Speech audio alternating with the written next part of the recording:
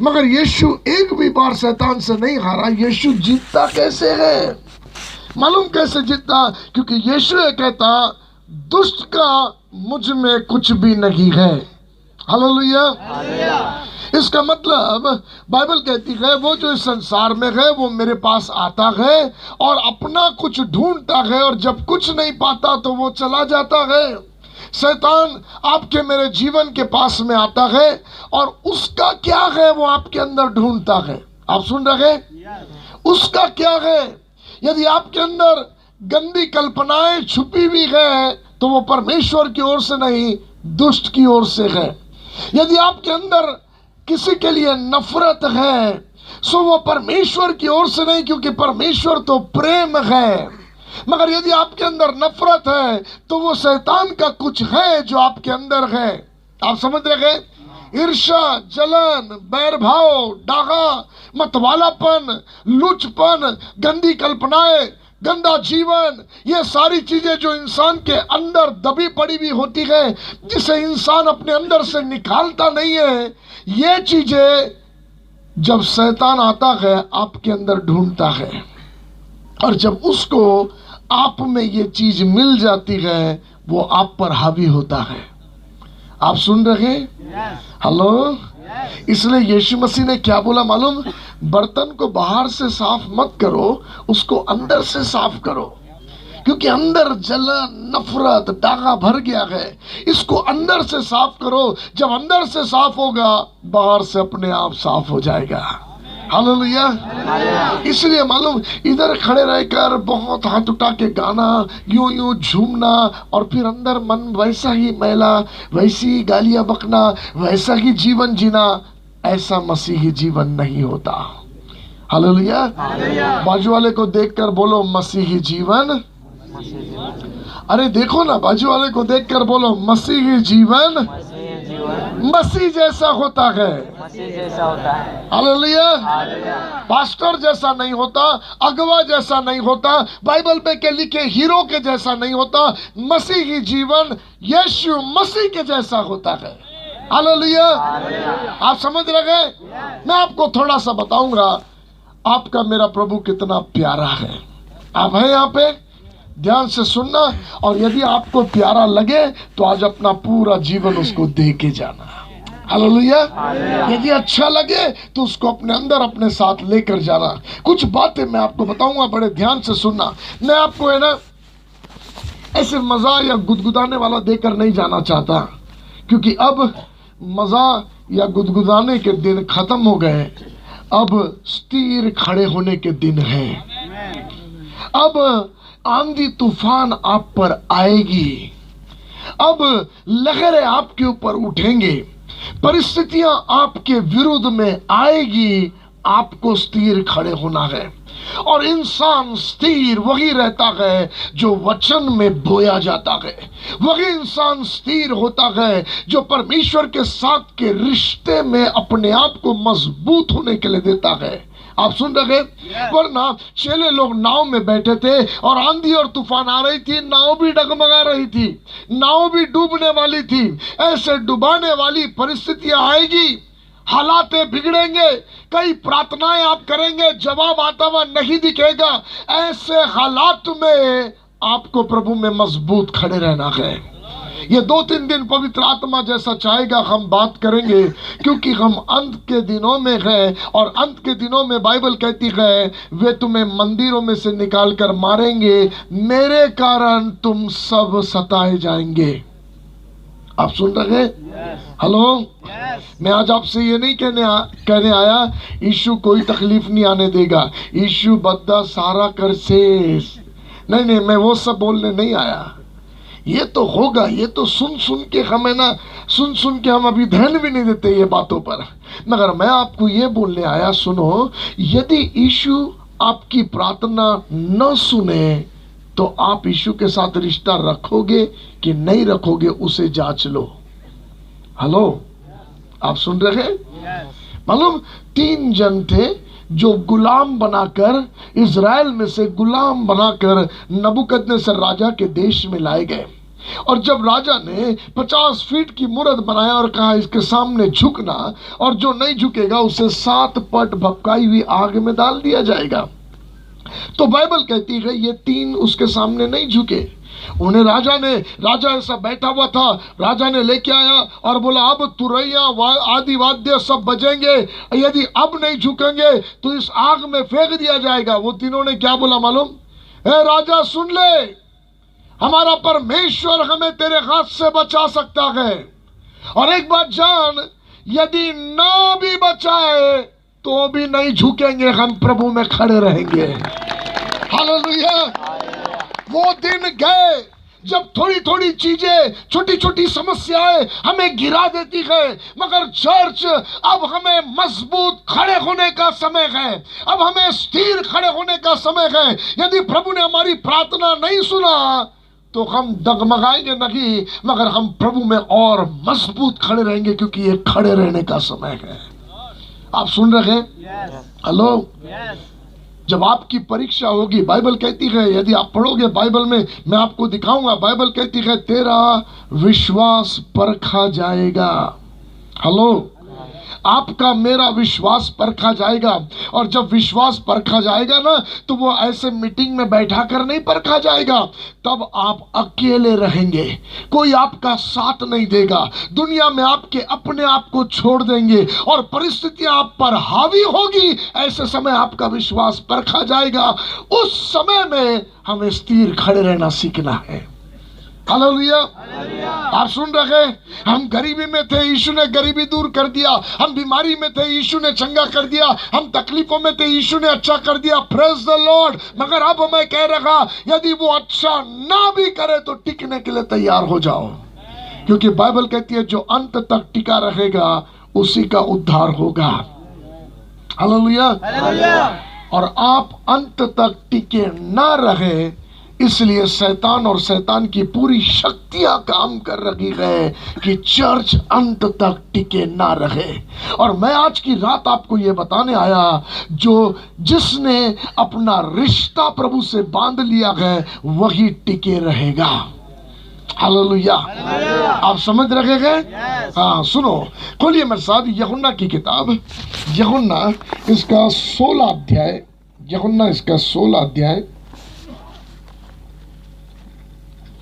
कोई बाइबल में पढ़ लेगा, कोई माइक हाथ में ले लेंगे। यूहन्ना 16 अध्याय। ओके, इससे पहले कि हम वचन में जाए, क्या कोई है हमारे बीच में जो सुन नहीं सकता है?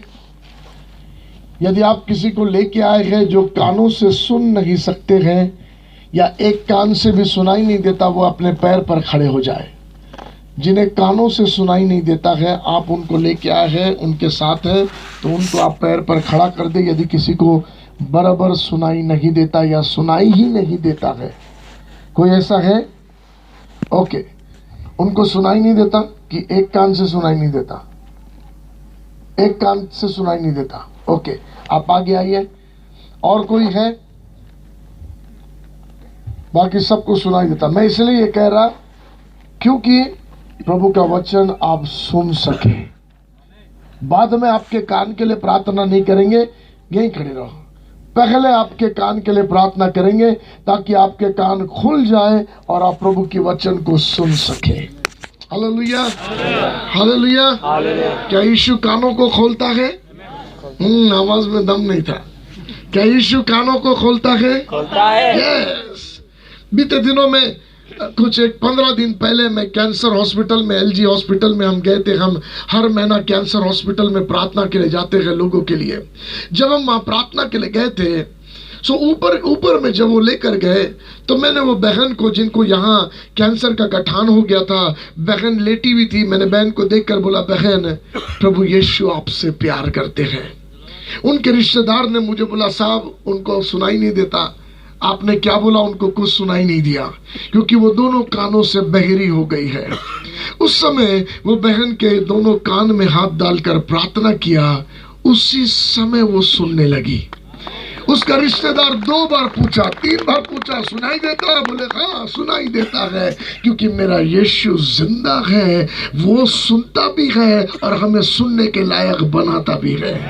Hallelujah, hallelujah. ओके, कोई तो भी आएंगे जो गुजराती में, उनको पूछेंगे, थोड़ा देखेंगे कौन से कान से सुनाई नहीं देता। कोई तो भी आएंगे जल्दी से, उधर से कोई कम, उनको पूछिए कौन से कान से सुनाई नहीं देता। जो कान से सुनाई देता वो कान बंद करना।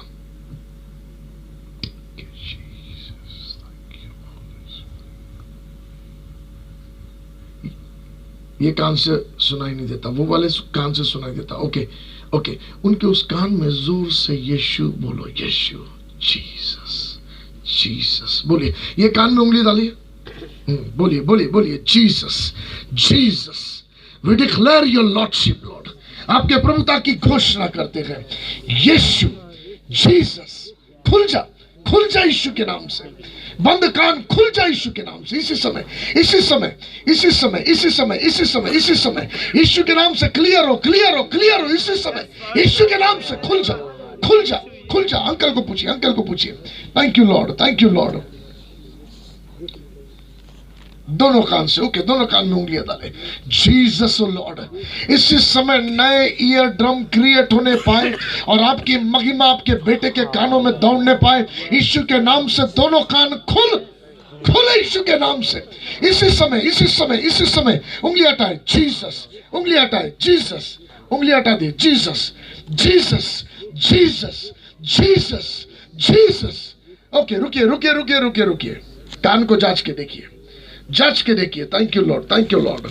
सुन के देखिए, वो कान में उंगली डालिए, उनको पूछिए, जांच के देखिए। Thank you Jesus, thank you Lord. पूछो उनको कैसा सुनाई दे रहा, बराबर कि वैसा ही सुनाई दे रहा कि अच्छे से सुनाई दे रहा, अच्छे से। Hallelujah, hallelujah, hallelujah. ये प्रूफ है आपका मेरा यीशु यहाँ है। ओके, अंकल को पूछिए। थैंक यू जीसस, क्यों लॉर्ड। जांच के देखिए अच्छे से कैसा लग रहा है। अच्छा लग रहा है। Praise the Lord. आइए जोरदार तालियां प्रभु यीशु मसीह के लिए बजाएं। आपके कान खुले कि आप ध्यान से वचन को सुन सके। पढ़िए। इसके बाद हम बीमारों के लिए प्रार्थना करेंगे, मगर याद रखो मेरे प्रार्थना तक रहा मत देखना। यदि वचन के बीच में प्रभु आपको चंगा कर रहा तो अपनी चंगाई ले लेना, क्योंकि मेरे बाइबल में लिखा है वो वचन को भेजता है और चंगा करता है। हालेलुया। वचन कूदे को चीरता हुआ अंदर जाता है और बीमारियों को मार भगाता है, दुष्ट आत्माओं को मार भगाता है। आइए प्रभु के वचन को हम पढ़ेंगे। यूहन्ना इसका 16 अध्याय 5 वचन से पढ़ेंगे। 5 और 6 वचन पढ़िए। 5, 6, 7। परंतु अब मैं अपने भेजने वाले के पास जाता हूँ। यीशु मसीह के जाने का समय नजदीक आ गया। अब वो अपने 12 चेलों से बातें कर रहा है। ये वे चेले हैं जो सब कुछ छोड़ के इसके पीछे निकले हैं। उन चेलों से बातें करते समय कहता, सुनो, मेरे पिता के पास मेरे जाने का समय आ गया है। पढ़िए आगे। और तुम में से कोई मुझसे नहीं पूछता, हाँ, तू कहाँ जाता है? हाँ, परंतु मैंने जो ये बातें तुमसे कही है, परंतु जब मैंने तुमसे कहा कि मेरे जाने का समय आ गया है, तो इसलिए तुम्हारा मन शोक से भर गया है। इसलिए तुम्हारा मन शोक से भर गया है। तो हाँ यीशु, तू ऐसी बातें क्यों करता है? पतरस कहता, मैं अपने बिजनेस, अपने जाल को छोड़कर, अपने नाव को छोड़कर, कमाई धंधे को छोड़कर तेरे पीछे चला आया यीशु। घर परिवार सब छोड़ के तेरे पीछे निकल के चला आया।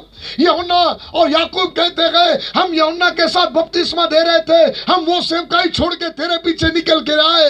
हर एक चेले कहते हैं, हमने घर परिवार को नहीं देखा, हम रात और दिन तेरे पीछे सब छोड़ के निकल के आए। और अब तू ऐसा क्यों कहता है? मैं चला जा रहा हूं, जबकि हम ये सोच रहे हैं अब तू यरूशलेम की राजगद्दी को स्थिर करेगा और तेरे दाहिने बाएं हम बैठेंगे। हमने जो खोया है हम बहुत गुना लौटा कर पाएंगे। बड़े ध्यान से सुनना आज रात का वचन। हम सब कुछ लौटा कर पाएंगे। चेले लोगों के मन में कुछ और चल रहा था। उनके मन में था, यीशु मसीह के लिए भविष्यवाणी हुई थी। यीशु की मम्मी ने उनको बताया था, क्योंकि स्वर्गदूत उसकी मम्मी के पास आकर बोला, दाऊद की घराने की गद्दी को स्थिर करने वाला तेरे गर्भ में आ रहा है। सो ये वो सोच रही थी, मेरा बेटा अब राजा बनेगा। चेलों को भी कहती थी, मालूम तुम उसके पीछे निकले हो जिसके लिए स्वर्गदूत ने आकर मुझे बोला था दाऊद की घराने की गद्दी पर ये बैठेगा। तो चेले बोले, वाह, ये गद्दी पे बैठेगा तो हम इधर बैठेंगे, हम इधर बैठेंगे, वाह वाह, हम तो मछली पकड़ने वाले, अब हम क्या क्या बन जाएंगे। मगर सडनली यीशु मसीह उनको बाजू में लाकर कहता, सुनो, मेरा मेरे पिता के पास जाने का समय आ गया। पढ़ना फिर से 5 वचन। परंतु अब मैं अपने भेजने वाले के पास जाता हूँ, परंतु अब मैं अपने भेजने वाले के पास जाता हूँ, और तुम में से कोई मुझे नहीं पूछता, और तुम में से कोई मुझे नहीं पूछता। क्योंकि चेले एक दूसरे को देखने लगे, अरे ये क्या बोल रहा है, ये जाने की बातें क्यों कर रहा, ये तो भरी जवानी में है, 33 साल की उम्र का है, ये ऐसी जवानी में बातें, मरने की जाने की बातें क्यों कर रहा है। चेले उसके बारे में सोच रहे थे। तब सुनो यीशु ने क्या उत्तर दिया, पढ़िए। तू कहाँ जाता है? परंतु मैंने जो ये बातें तुमसे कही है, हाँ, इसलिए तुम्हारा मन शक से भर गया है। हाँ, तो भी मैं तुमसे सच कहता हूँ, तो भी मैं तुमसे सच कहता हूँ कि मेरा जाना तुम्हारे लिए अच्छा है। मेरा जाना तुम्हारे लिए अच्छा है। क्योंकि यदि मैं न ओ जाऊं, प्रभु, कैसे अच्छा हो सकता है? सब हम खो के तेरे पीछे आए, अब तू चला जाएगा। प्रभु, जब तू है तो अंधी आंखें खुलती है, जब तू है तो लंगड़ा चलता है। प्रभु, तू है तो मुर्दे जी उठते हैं। यीशु, तू जहां जाता है 5 रोटी 2 मछली में हजारों लोग खाना खाते हैं। यीशु, तू है तो जीने का आसरा है। यीशु, तू है तो छुटकारा है। यीशु, तू है तो दुष्ट आत्मा से पीड़ित नंगा कब्रों में रहने वाला आदमी आजाद होकर घर चला गया। यीशु, तेरे रहने से दुष्ट आत्माओं से छुटकारा है। यीशु, तेरे रहने से बीमारियों से छुटकारा है। यीशु, तेरे रहने से मृत्यु से छुटकारा है। यीशु, तू कहां चला जाएगा? यीशु कहता, मेरा जाना अच्छा है। कैसे अच्छा हो सकता है यीशु आपका जाना? आपके रहना अच्छा है, आपका जाना अच्छा नहीं है। आप समझ रहे हैं? हेलो, यीशु कहता, नहीं, मेरा जाना तुम्हारे लिए अच्छा है। पढ़िए आगे। क्यों? क्योंकि यदि मैं न जाऊं, क्योंकि यदि मैं ना जाऊं तो वह सहायक तुम्हारा पास न आएगा। तो वो सहायक तुम्हारे पास नहीं आएगा। परंतु बस। यदि मैं जाऊं, ओके, सुनो, यदि मैं ना जाऊं तो वो सहायक तुम्हारे पास नहीं आएगा। उसका नाम सहायक है। वो तुम्हारी मदद करेगा, जिसके बारे में लिखा है रोमियो की पत्री 8वें अध्याय में कि वो परमेश्वर का आत्मा हमारी दुर्बलता में हमारी सहायता करता है। जो बातें हमसे नहीं होने पाती है, परमेश्वर का आत्मा उन बातों को करने में हमें सामर्थ्य देता है। हमारी कमजोरी, हमारी दुर्बलता में सहायता करता है। आप सुन रहे हैं? बीमारी से लड़ने की ताकत हमारे पास नहीं है, मगर वो सहायक आएगा जो तुझे बल देगा, तू बीमारी से जीतने पाएगा। दुष्ट आत्मा से जीतने की ताकत नहीं, वो सहायक आएगा जो तुझे बल देगा कि तू बीमारियों से जीतने पाएगा, दुष्ट आत्माओं से जीतने पाएगा। वो सहायक आएगा जो तुझे बलवंत बनाएगा। क्योंकि जिस दिन वो आया था, बाइबल कहती है, जब वो आएगा तुम सामर्थ पाओगे। हालेलुया। आप सुन रहे हैं? शराब में आपसे ज्यादा ताकत है। हेलो, व्यभिचार में आपसे ज्यादा ताकत है। पाप आपसे ज्यादा ताकतवर है। आप उससे छूटना चाहते हैं मगर छूटते नहीं है। क्रोध आपसे ज्यादा ताकतवर है। नफरत आपसे ज्यादा ताकतवर है। आप निकलना चाहते हो मगर नहीं निकलने पाते हो। आप मन ही मन पछताते हो, मैं ये पाप क्यों करता हूँ, मैं ये बुराइयां क्यों करता हूँ, मैं इतना गुस्से में क्यों आ गया, मैंने क्यों क्रोध में उसे मार दिया। इंसान पछताता है मगर वो आदतें और वो स्वभाव उसमें से निकलता नहीं है। इसीलिए क्योंकि पाप और वो बुरा स्वभाव इंसान से ज्यादा ताकतवर है। आप समझ रहे हैं? हेलो, फेफड़े खराब हो गए, डॉक्टर कहता और पिएगा तो नहीं बचेगा। लीवर में पानी भर गया है, जॉइंटिस हो गया, अब नहीं पीना। मर जाएगा, फिर भी जाके बीवी के गहने बेच बेच के पीता है, फिर भी बच्चों को मार मार के जाके पीता है। क्यों पीता है? यदि कोई उससे कहे क्यों पीता है, तो वो ये जवाब देगा, मैं पीना नहीं चाहता, मगर मैं पिए बगैर अब रह नहीं पाता हूं। दो प्रकार के पापी है दुनिया में। एक वो पापी जो पाप में मजा ले रहा है, मगर दूसरा एक पापी जो मजा खत्म हो गया है, अब पाप की सजा उठा रहा है, मगर उससे छूट नहीं पा रहा है। हर एक व्यक्ति जो दुनिया में पाप कर रहा, वो सिर्फ मजे के लिए नहीं कर रहा, क्योंकि वो छूट नहीं सकता, अब इस कारण वो पाप कर रहा है। ओ मेरी बात आप समझ रहे हो? मुझे मालूम है पास्टर, मगर छोटेपन से सिगरेट हाथ में ले लिया, नहीं छूटता है। मुझे मालूम है वो पराई स्त्री मेरी नहीं है, मगर हम रिश्ते में बहुत आगे बढ़ गए हैं, अब नहीं छूट सकते हम। हेलो, मैं जानता हूं ये गलत है, मैं जानता हूं ये बुरा है, ऐसे न जाने कितनी चीजें हैं, गुप्त पाप, अंदरूनी मैला जीवन, मोबाइल में नंगी तस्वीरों को देखना, इंटरनेट पे गंदे चित्रों को देखना, मालूम है ये खराब है। जवानी के पाप, मालूम है ये खराब है, मगर अब वो पाप छूटता नहीं है। इसलिए नहीं छूटता क्योंकि उसकी ताकत आपसे ज्यादा है। हेलो, और ऐसे कमजोर और दुर्बल इंसान से आज यीशु कहता है, मेरा जाना तेरे लिए अच्छा है, क्योंकि एक सहायक तेरे लिए आएगा जो तेरी दुर्बलता में तेरी सहायता करेगा। हालेलुया। इसलिए मैं आपसे कहता, उस सहायक को दूर मत रखो, पवित्र आत्मा से दूर मत रखो।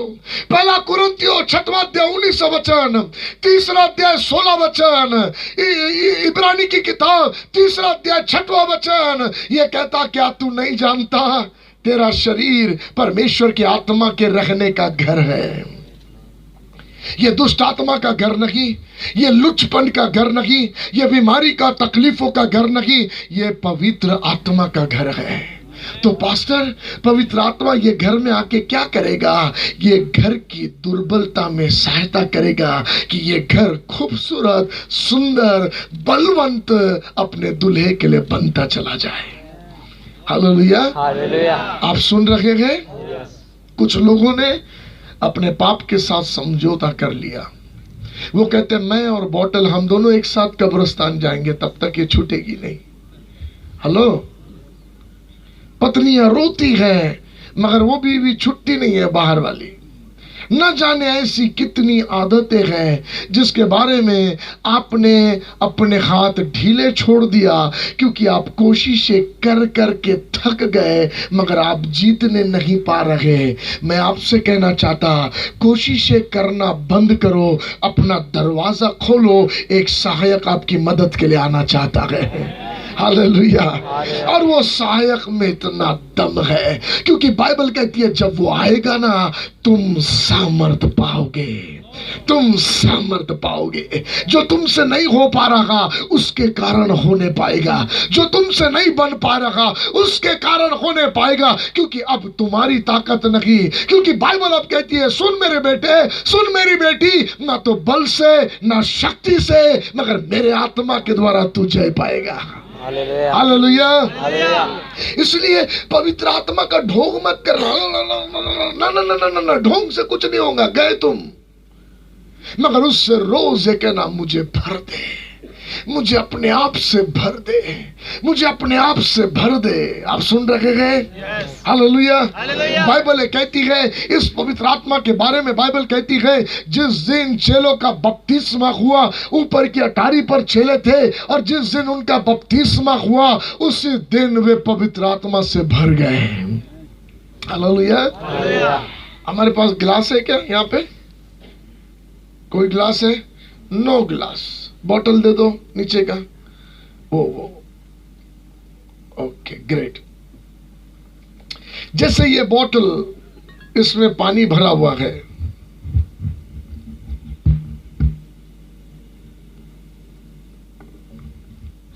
इसमें पानी भरा हुआ है।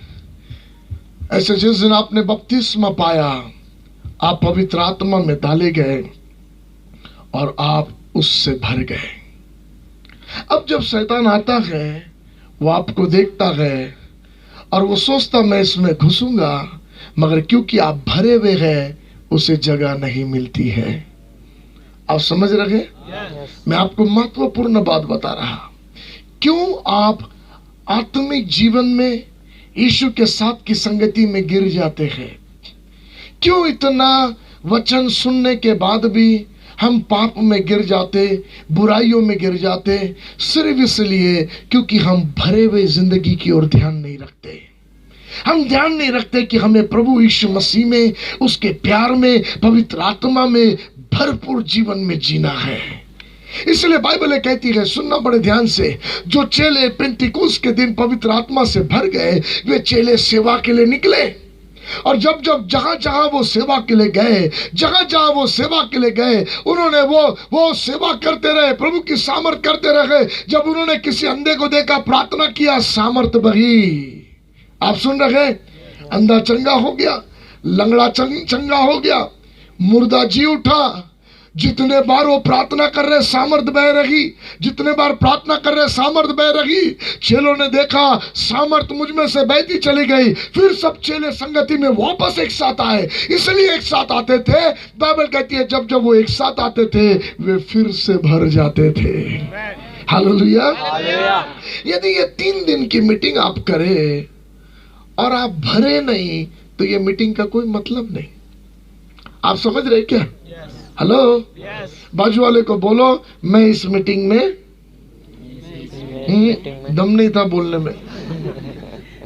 बोलो जोर से, मैं इस मीटिंग में भरने के लिए आया हूँ, मगर ढक्कन बंद रहेगा। बोलो ना, मगर ढक्कन बंद रहेगा तो कितने भी जोरदार नल के नीचे रख ले, खाली ही रहेगा रे। आप समझ रहे हैं क्या? बोलो जोर से, बाजू वाले को हिला के बोलो, आज की रात अपने आप को पवित्र आत्मा से भरने के लिए बोल दे, क्योंकि मेरा बाइबल कहता है, बोलिए, मेरा बाइबल कहता है, पिता ने वादा किया है, अंत के दिनों में मैं अपना आत्मा हर एक मनुष्य पर उंडेलूंगा। हालेलुया। और जो खुला रहेगा वो भरता जाएगा। आप समझ रहे? आपका मेरा परमेश्वर ये बोतल के समान नहीं है कि इसको खाली कर दिया तो वो खाली हो गया। ना ना ना ना, वो तो बहता झरना है। वो कहता, तुमने मुझ झरने को छोड़कर अपने लिए हौद बना लिया। मैं तो वो हूँ जो झरना कभी सूखता नहीं है, और मैं वो हूँ जब तेरे को भर दूं ना, तो तू भी, तेरे अंदर से जीवन के जल की नदियां बहना शुरू हो जाएगी। हालेलुया। मसीह जीवन ऐसे ही मत जियो, ढीला ढीला मत जियो। जब प्रार्थना में समय बिताओ तो बोलो, मुझे भर दे प्रभु जी, मुझे भर दे प्रभु, अपने आत्मा से मुझे भर दे प्रभु जी। और लॉर्ड, मैं भरपूर जीवन जीना चाहता हूँ, मैं आप में भर कर जीना चाहता हूँ लॉर्ड। मैं आपको बताऊं, जो जीवन भरा हुआ रहता है, उसकी उपस्थिति में आने वाला व्यक्ति भी चंगा हो जाता है। हालेलुया। मेरा दोस्त है, मैं बता रहा था उसके बारे में, रसन थॉमस, वो भर के आत्मा से भर के मीटिंग में जाने के लिए बस में आकर बैठ गया। बस चालू हो गई। अब बस जब जाने लगी तो सामने वाली महिला के अंदर दुष्ट आत्मा जागृत हो गया। ये चुपचाप ही बैठा था, सामने वाली महिला में दुष्ट आत्मा जागृत हो गया। फिर वो अपने पति को बोलने लगी, उतरो, चलो ये बस से नीचे उतरो, चलो बस से नीचे उतरो। वो बोला, बस चालू हो गई है, कहाँ नीचे उतरो? बोले, नहीं नहीं, चलो बस से नीचे उतरो, मुझे अच्छा नहीं लग रहा, उतरो उतरो। पति उसका बोला, चुपचाप बैठ, अभी बस चालू हो गई है, नहीं उतर सकते हैं। जब उसने बार बार बोली और देखी उसका पति नहीं सुन रहा, तो ये रसन थॉमस की ओर देख कर बोलती, ए सुन, ये नहीं उतर रहे तो तू तो भी उतर जा नीचे, मुझे तकलीफ हो रही है। आप सुन रहे हैं? हेलो। आप बोलोगे भी नहीं, मगर क्योंकि आप भरे हुए हो, जो भरने के लिए देता है ना, वो छलकता है और जो उसके आसपास होते वो भीगते हैं उसमें। हालेलुया। आप कैसे मसीही हो? कितने साल से आपने अपना जीवन यीशु को दिया? हो क्या रहा है आपके अंदर? यदि आप अभी भी खाली हैं तो बाइबल कहती है, सुनना ध्यान से, बाइबल कहती है दुष्ट आत्मा जब निकल जाती है तो वो सारी पृथ्वी का भ्रमण करती है और वो बाद में बोलती, मैं जिस घर में से निकली देख के आती हूँ वो कैसा है। और जब वो देखती है वो खाली है तो अपने साथ और 7 आत्मा लेके आती है। आप सुन रहे हैं? सो जब यीशु ने अपने लहू से धोकर गंदगी निकाल कर आपको खाली कर दिया तो पवित्र आत्मा से भरने के लिए क्यों नहीं दे देते अपने आप को? क्यों समय नहीं बिताते हो एकांत में, अकेले में, संगति में, प्रार्थना में, वचन दुआ में? ये मीटिंग की बात नहीं कर रहा जी मैं, ये मीटिंग में तो कुकड़ी बुकड़ी खाने के लिए आते हम, ये मीटिंग की बात नहीं कर रहा। अकेले में, कभी खेत में पेड़ के नीचे, कभी बंद कमरे में जहां दुनिया की कोई आंखें आपको नहीं देखती, ऐसे अकेले में यीशु मुझे पवित्र आत्मा से भर दे, ओ मुझे भर दे, मैं यहाँ हूँ, तूने वादा किया मुझे भर दे, मुझे भर दे। और बाइबल कहती है जो भूखे हैं वो तृप्त किए जाएंगे। हालेलुया। आप सुन रहे हैं? किसी प्रभु के दास ने बहुत सुंदर बताया, ध्यान से सुनना। शारीरिक भूख नहीं खाने से लगती है। आप सुन रहे? जब खाना नहीं मिला, बहुत देर हो गया, तो शारीरिक भूख लगती है, मगर आत्मिक भूख बहुत देर से खाना नहीं मिलने से खत्म हो जाती है। आप समझ रहे? शारीरिक भूख खाना नहीं मिलने से लगती है, आत्मिक भूख जितना आप खाते रहते हैं उतना ज्यादा लगती है। हेलो, आप समझ रहे? हाँ, मुझे मालूम है आपको भारी पड़ रहा है क्योंकि आपने ये किया नहीं, मगर मैं आपको बताता, सुनो क्या होता मालूम? जब आत्मिक भूख में आप खुदा का वचन खाना शुरू करते हो, पढ़ते रहते हो, और वहां से जब प्रभु बात करता है तो आप कहते हो प्रभु धन्यवाद, प्रभु धन्यवाद, और मुझे तेरी गहराई में लेकर चल, प्रभु मुझे और वचन के रहस्य दे, प्रभु मुझे और गहराई में लेके आ, मुझे और लेकर आ। आपका भूख वचन के प्रति बढ़ने लगता है जब आप इसे और खाने लगते हैं। हेलो, जब और प्रार्थना में आप समय बिताने लगते हैं तब और प्रार्थना की दीवानगी बढ़ने लगती है। इसलिए आत्मिक जीवन में यदि आपको सूखापन लगे तो दूर मत भागना, प्रभु के पास भागना। आप समझ रहे हैं? जब प्रार्थना का मूड ना हो तो बंद करके हटना मत, और प्रार्थना में बैठना, अचानक से भूख लगना शुरू हो जाएगी। ओहो, आप समझ रहे क्या? अगली बार जब ठंडापन लगे, अगली बार जब मन की कल्पनाओं में कुछ और ही बात आने लगे, तुरंत से कहना पवित्र आत्मा से मुझे भर दे पिताजी। वो साइन है। आप समझ रहे? आप समझ रहे? देखो आपको बताऊंगा, सुनो। वो वाला बोतल ना, यस लाइए। आप आओ, ढक्कन खोल के ना, सुनो। आपने अपना जीवन प्रभु को दे दिया।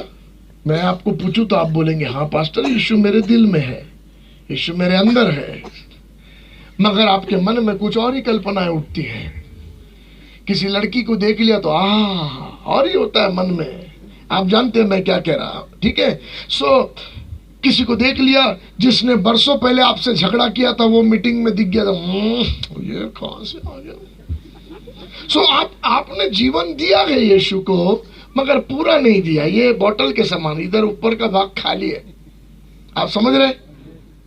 अब शैतान जब आता है तो वो देखता, ओ इसमें खाली भी है, और जब वो खाली देखता है तब वो अपना उसमें डालना शुरू करता है।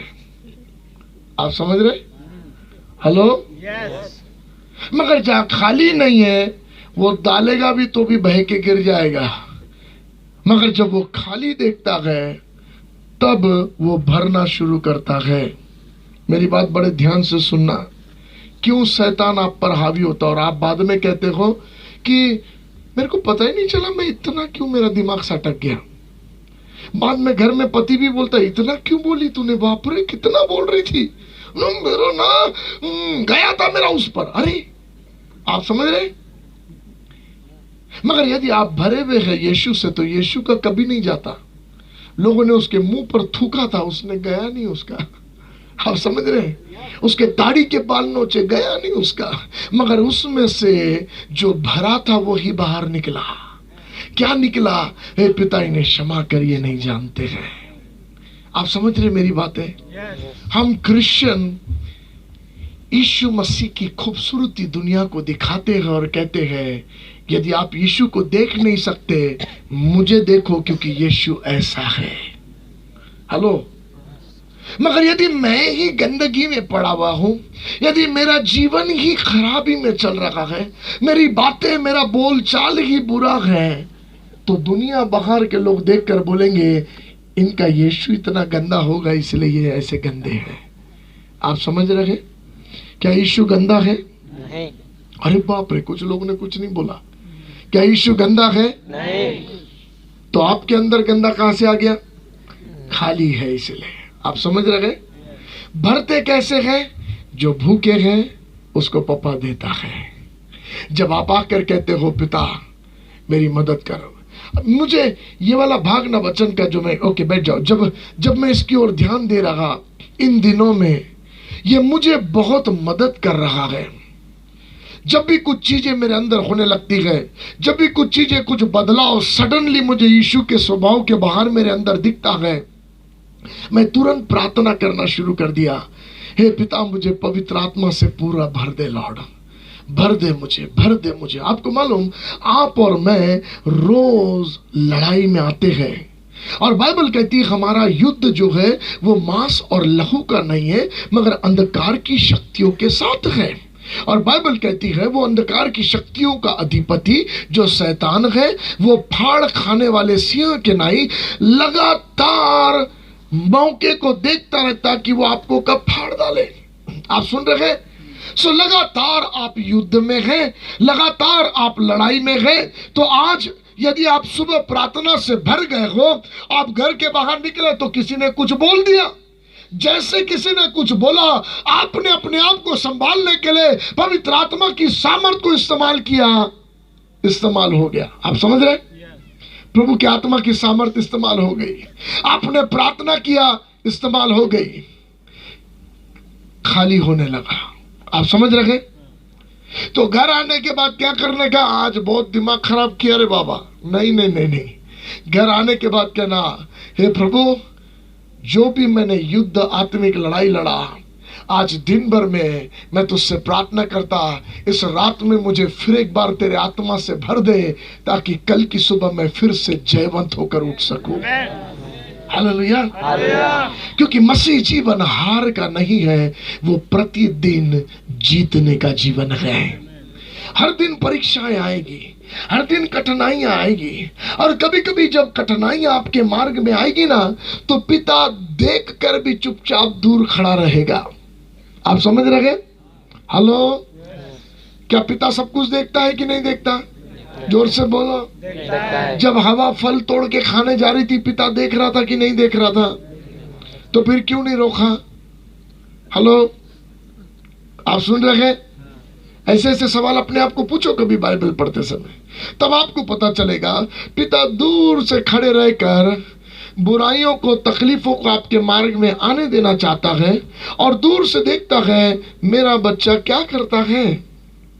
और वो समय में उसका बच्चा जो पवित्र आत्मा की सामर्थ को लेकर युद्ध जीतता है, पिता आनंद मनाता है। हालेलुया। मगर वो पिता देखता है जब मेरा बच्चा लड़ाई लड़ रहा है, तो वो पिता वहां से खड़े खड़े उससे कहता है, युद्ध जब वो जीत लेता, कहता बेटा जल्दी आ जा पापा के पास, ताकि तेरा पापा तुझे और भर सके, तेरा पापा तुझे और सामर्थ्य से भर सके, ताकि तू ऐसी बड़ी बड़ी लड़ाइयां जीत कर जयवंत बनकर अपने पिता के घर में आ सके। इसलिए उसने कहा बेटा संकट और क्लेश आएंगे। आप समझ रहे हैं? उसने ये नहीं कहा संकट और क्लेश नहीं आएंगे, आएंगे।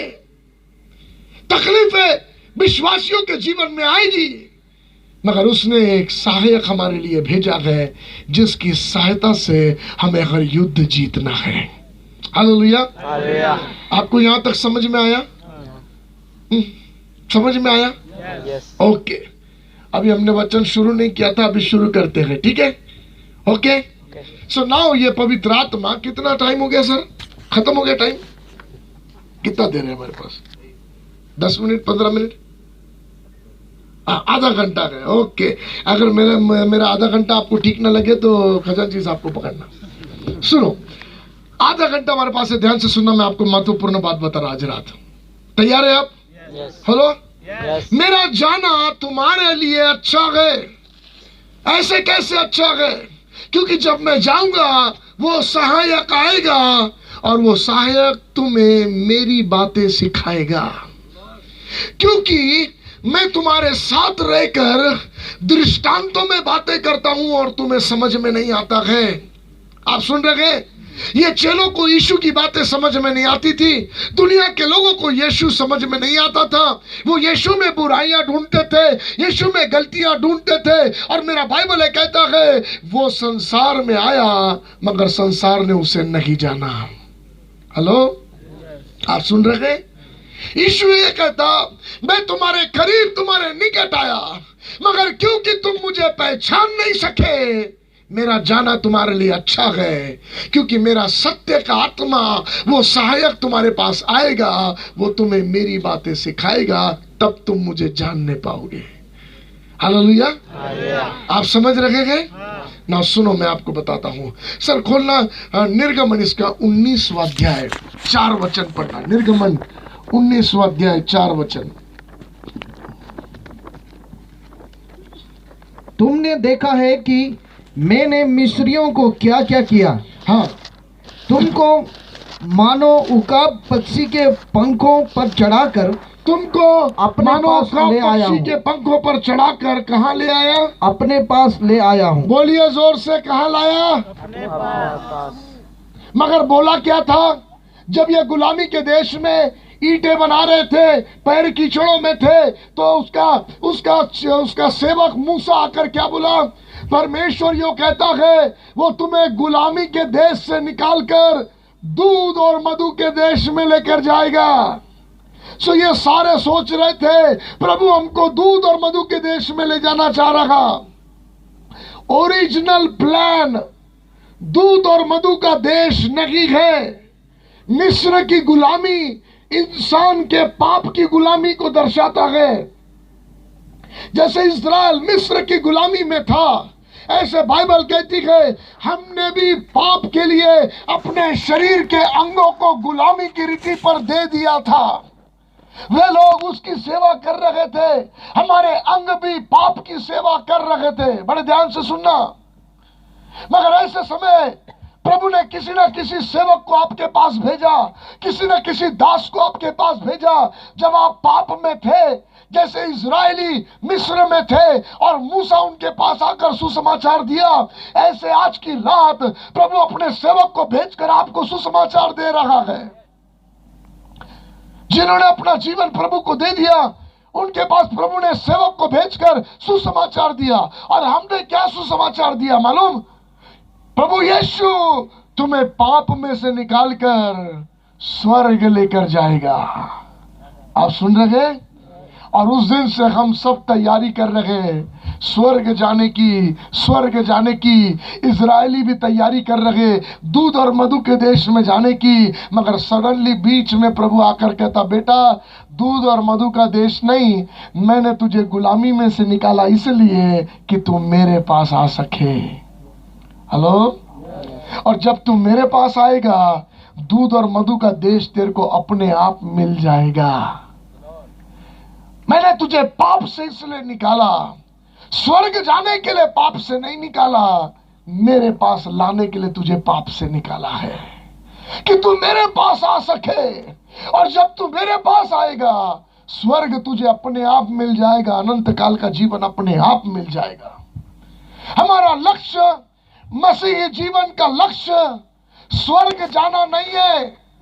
हम स्वर्ग जाने की तैयारी नहीं कर रहे, हम अपने पिता से मिलने की तैयारी कर रहे हैं। ये हमारा लक्ष्य है। हमारे विश्वास की दौड़ के आखिरी निशाने पर स्वर्ग खड़ा नहीं है, हमारा पिता बाहें फैलाए हुए खड़ा है। हम दौड़ के उसके गले मिलने के लिए उसके गोद में जा रहे हैं। क्या बाइबल नहीं कहती भिखारी लाजर मर गया और ये नहीं लिखा है स्वर्ग में जाकर बैठा, मगर लिखा है अब्राहम के गोद में जाकर बैठा। आप समझ रहे हैं? हेलो। इसलिए जब तैयारी कर रहे हो अपनी, स्वर्ग जाने की मत करना, पिता के पास आने की करना। हालेलुया। मैं आपको बहुत सारी चीजें स्वर्ग के बारे में खुल के नहीं बोल रहा, आप कंफ्यूज ना हो जाए, मगर मैं आपसे कहता स्वर्ग का लालच मत करना, वो अपने आप मिलेगा। क्योंकि उस स्वर्ग और स्वर्ग की चीजों का लालच लूसीफर ने किया था, इस कारण वहां से नीचे गिरा दिया गया। इसलिए हम स्वर्ग या स्वर्ग की वस्तुओं का लालच नहीं करते, हम अपने पिता से प्यार करते हैं और हम उसके पास जा रहे हैं। पूरे लाखों इजरायली यहां से दूध और मधु का लालच करते हुए जा रहे थे। एक अकेला मूसा जंगल के आधे में कहता, प्रभु यदि तू ना जाए तो मुझे भी दूध और मधु के देश में नहीं जाना है, मुझे तेरे साथ यही जंगल में रहना है। आप समझ रहे हैं? हेलो। रिश्ते में आइए। प्रभु कहता, मेरे बच्चे, मैंने तुम्हें मेरे पास लाने के लिए पाप की गुलामी में से निकाला है। अब मूसा से कुछ बातें वो करता है। पढ़ना 10वां वचन, 19 अध्याय का 10 और तब यहोवा ने मूसा से कहा, हाँ? लोगों के पास जा और उन्हें आज और कल पवित्र करना, और वे अपने वस्त्र धो लें और वे तीसरे दिन तक तैयार हो जाएं, क्योंकि तीसरे दिन यहोवा सब लोगों के देखते सीनै पर्वत पर उतर आएगा। देखो बाइबल का वचन ने कह रखा, परमेश्वर की ये इच्छा है वो अपने बच्चों से मिल सके। वो दूर आसमान में उसकी इच्छा है कि वो अपने बच्चों से मिल सके, मगर इंसान ने ऐसा पाप कर लिया, बुराइयां कर लिया कि परमेश्वर और मनुष्य के बीच में एक बड़ा अंतर आ गया है। आप समझ रहे हैं? हेलो। एक बड़ा अंतर आ गया है। अब इंसान इतना गंदा और मैला हो गया कि वो तेजो में परमेश्वर को देख नहीं पा रहा, मगर वो परमेश्वर तो इससे प्यार करता है क्योंकि वो इसका बेटा है, वो इसकी बेटी है, वो उससे बड़ा प्यार करता है। और क्योंकि वो इंसान से प्यार करता, बादल के आड़ में उसके साथ दिन के समय छाव देता हुआ चल रहा है। अग्नि के खंभे के आड़ में रात में उसे उजियाला देता हुआ उसके आगे आगे चल रहा है। परमेश्वर बाप किसी ना किसी चीज के आड़ में छिपकर मनुष्य को देख रहा, मनुष्य के पास आ रहा, क्योंकि उसको मालूम है ये इंसान इतना गंदा हो गया, ये मुझे देखकर जी नहीं सकता। आप समझ रहे? हेलो। सुनना बड़े ध्यान से। उसने कहा, मूसा जा जाके नीचे लोगों को तैयार कर, मेरे बच्चों को पवित्र कर, तो पूरी मेहनत कर वो पवित्र हो सके, और उनसे भी कहना कि वो भी पवित्र हो। इसका मतलब एक मेरे लिए, मैं भी पवित्र होने के लिए काम कर रहा हूं, और पास्टर भी आके मुझे मदद कर रहे कि मैं पवित्र जीवन जीऊं। आप सुन रहे? आप रोज बाइबल पढ़ते कि आप पवित्र जीवन जिए, पास्टर भी आपको वचन सिखाते कि आप पवित्र जीवन जिए। मूसा को भी प्रभु ने भेजा और लोगों को भी बोला तुम भी कोशिश करो, सेवक भी आके मेहनत करे ताकि तुम 2 दिन में पवित्र बन सके। और अब पूरा इज़राइल मेहनत करके, सारी कोशिशें करके, अपनी ताकत से धार्मिकता कमाकर जब मिलने के लिए निकला, देखो बाइबल क्या कहती है, सुनना 17 वचन पढ़िए सर।